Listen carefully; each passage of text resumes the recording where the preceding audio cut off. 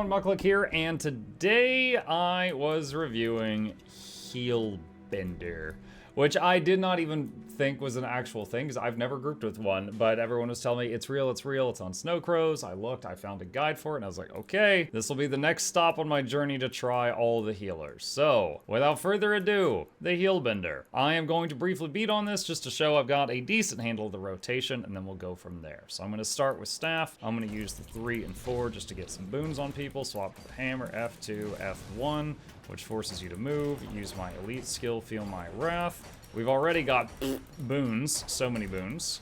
And F2, F1 again. And we can occasionally use the 2 key to do a blast finisher, which with our symbol on the ground is an area condition cleanse.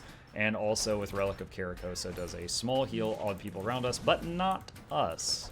Not us. So, as you can see, we've got, boons. We've got Prot. We've got Fury with like 80% uptime, but, you know, a DPS will fill in the gap. A little bit of resolution, lots of alacrity, lots of regen, 25 might. We got Swiftness. Quickness is coming from the console to simulate me being grouped with someone giving me quickness, and we get the occasional Aegis. So, that is all of that. Already, I will say, of the, I think now 12 heal builds I know the basics of how to play, or I'm fluent in, this is the easiest one to learn. However, there is some cons to that. So, I'm gonna turn on moderate threatening field. I usually use extreme for my tests, but this will make sense in a moment. So, here's this, and I'm gonna run in, and I'm gonna try to get boons up. Same thing, all right.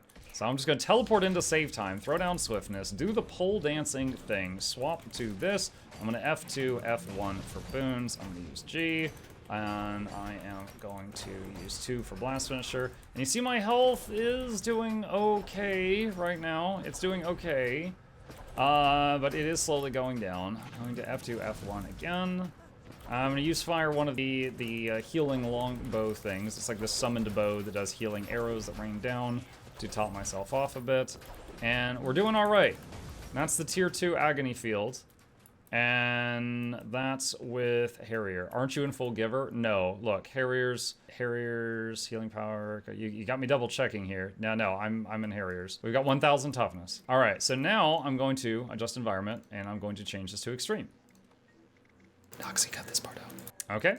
And now, once again, I'm going to start on staff just for boons. I'm going to port in there. I'm going to do this and this to keep the boons up. Oh god, I'm almost dead. I'm going to use my healing skill.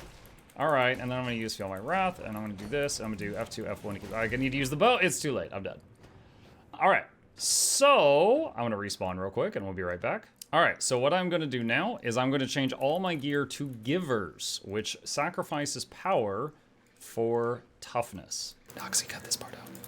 All right, I'm in Giver's gear now, and still an extreme damage field.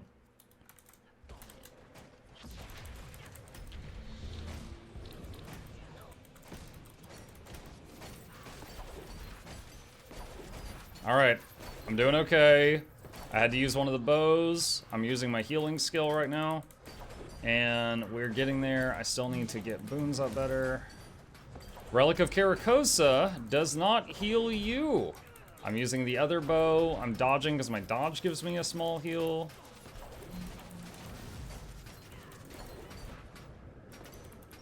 Okay, lasting just long to give a heal. Did you see? I'm having to use some dodge healing. I'm having to use Bow of Truth. I'm having to use my self heal, and I'm having to use Giver's gear to survive this damage field.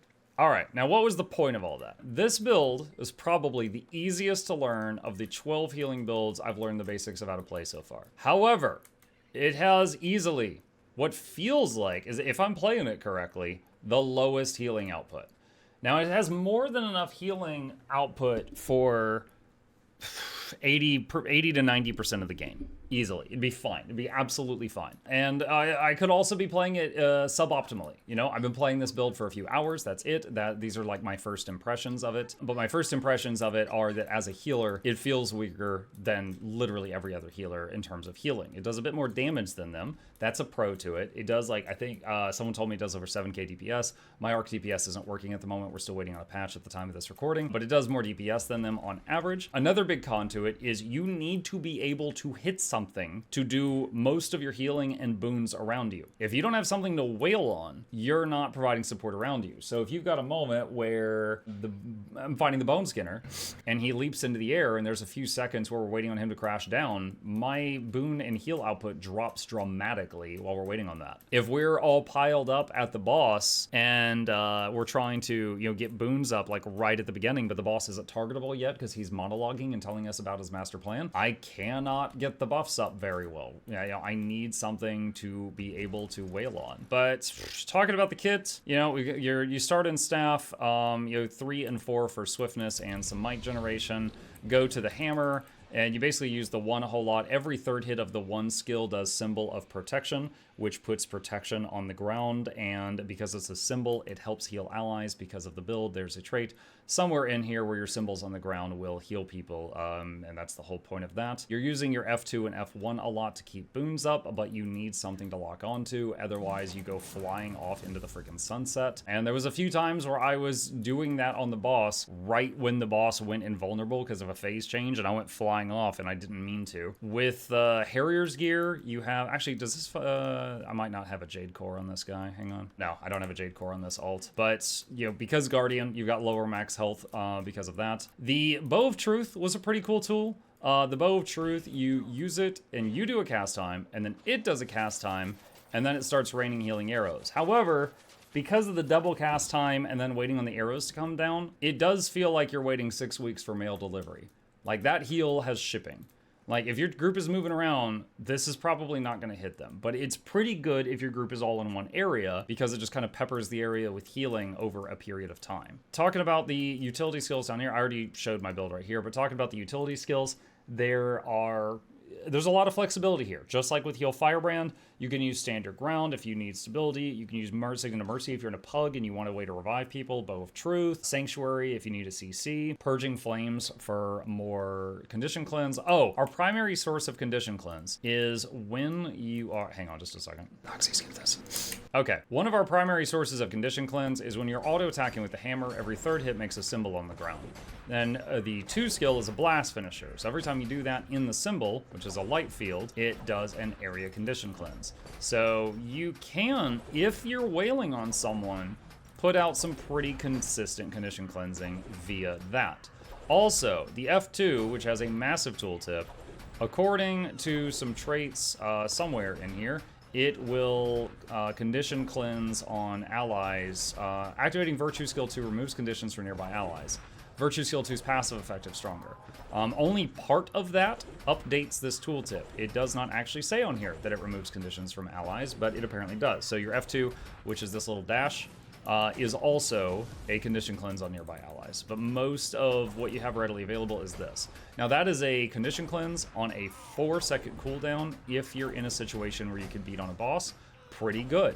That's not too bad. And plus, if you need more condition cleansing, you can swap a utility skill for Purging Flames. And that honestly doesn't feel that different from playing my Druid on like Slothosaur, where I have some skills that can cure conditions, but if I need more, I could swap out, like I could bring in Healing Spring and then I've got more. So condition cleansing, decent on this guy. Healing output, acceptable. It's high enough for most content in the game, but it definitely does not have the as bursty an element as many of the other healers for sure that I have tried. And again, subject to, I could be making mistakes because I'm new to it. I was trying to think if there was anything else. The movement skills, like I said, the movement skills, if you lose your target for a second, like if the Bone Skinner suddenly leaps in the air, you go flying off into the distance. You need something to wail on to do most of your healing and your condition cleansing. If you don't have something to target right in front of you, it is difficult to do that. And the actual healing output of it, to me, felt quite low than all the other classes I tried. This is, hands down, the easiest of the 12 supports I know so far to learn. So if you're interested in learning support, this does work for lots of fights in the game. You do have access to like projectile block if you need to bring it for a fight, stability if you need to bring it for a fight. You still have the exceptional toolbox that Guardians have available to you, which is really, really good.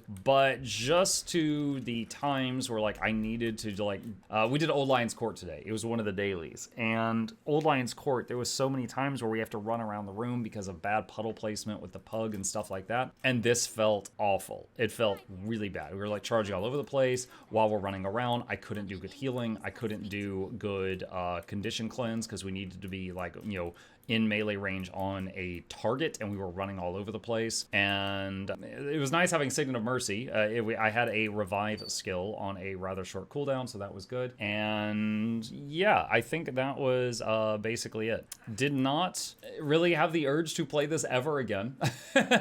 I do not find myself with the urge to play this ever again, but that's kind of where I left off. That's kind of how I felt by the end of it. Yeah, I think that's it. It's got decent mobility, but you constantly have to use it to kind of zigzag back and forth on the boss, which is dangerous sometimes. Have to be able to melee something to heal and cleanse well. You have some other healing tools, but the bow takes time to kind of boot up. Your heal skill is probably your biggest burst heal, but it is, you know, it is on a cooldown. That's really like your only big one. And you do have flexibility, and it is easy to learn. Those are the strong points. You have flexibility, and it's easy to learn. Con, it feels like the roof of the healing potential for this class, assuming I was playing it correctly, was not great. I have never had this much trouble healing like strike missions or even through the damage fields as I did on this character. All right, I think that's everything. I think that's all my thoughts on WILLBENDER, which I didn't really know existed before today. If you've got any questions, comments, thoughts, concerns, or feedback on how I did this wrong, feel free to throw it in the comment section down below. I will hear it out. It's absolutely possible that I was doing something mistaken here, but this is what I ended up trying out. We did get through the strikes, but man, it was rocky. And I'll see you in the next one.